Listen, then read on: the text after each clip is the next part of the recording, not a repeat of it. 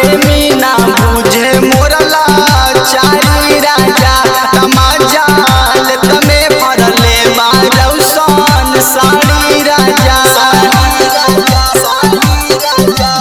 कृष्णा प्रेमी ना बुझे मोरला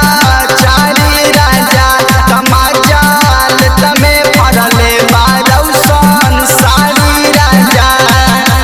सते न देनी दसन पूरा मारे ले चढ़ी पिठैया जी सते न देनी दसन पूरा मारे ले चढ़ी पिठैया जी राउर भाई दो गलवा देवा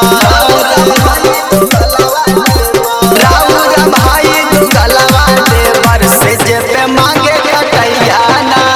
राउर भाई दो गलवा देवर से जे पे मांगे